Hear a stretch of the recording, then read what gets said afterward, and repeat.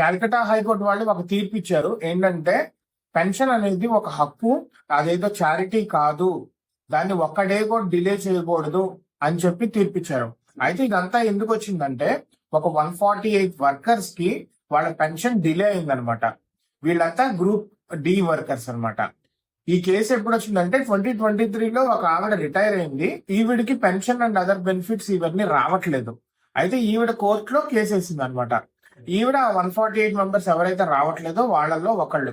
అయితే 148 ఎంప్లాయీస్ 1991-92 టైంలో టైలర్స్ కింద, కూలీస్ కింద ఇలా హైర్ చేసుకున్నారు. లేటర్ వీళ్ళని కన్సర్వెన్సీ వర్కర్స్ కింద పర్మనెంట్ చేసుకున్నారు, where these people will get monthly pension అనమాట. ఇప్పుడు మున్సిపాలిటీ వాళ్ళు ఏం చెప్తున్నారంటే టెక్నికల్ ఇష్యూ ఉంది, వీళ్ళ డేటా అనేది మిస్ అవుతుంది, అందుకే డిలే అవుతుంది అని చెప్తున్నారు. డైరెక్టరేట్ ఆఫ్ లోకల్ బాడీస్ వాళ్ళేమో మున్సిపాలిటీ వాళ్ళు ఇవ్వలేదు అని చెప్తున్నారు. మున్సిపాలిటీ వాళ్ళు ఒక సాఫ్ట్వేర్ వాళ్ళు తీసుకున్నారు 2021లో, అక్కడ వీళ్ళ డేటా అనేది మిస్ అవుతుంది అని చెప్తున్నారు. ఏదేమైనా at the end of the day వీళ్ళకి డబ్బులు రావాల్సినవి రావటం లేదు కదా, వాళ్ళ రోజు ఖర్చులు ఎలా కలుస్తాయి?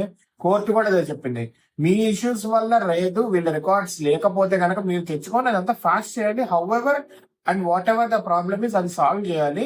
ఇది అనేది మనం ఏదో దానం చేస్తున్నట్టు కాదు, లేదా ఫ్రీగా ఇస్తున్నట్టు కాదు, వాళ్ళు దాచుకున్న డబ్బుల్నే మనం ఇస్తున్నాము.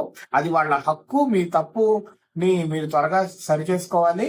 వాళ్ళకి ఇది ఇవ్వకపోతే వాళ్ళ రోజు ఎలా గడుస్తుంది అని హైకోర్టే అడిగింది అండ్ గట్టిగా చెప్పింది, మందలించింది. వెళ్ళి యాజ్ ఫాస్ట్ యాజ్ పాసిబుల్ దీన్ని సాల్వ్ చేయండి అని చెప్పి.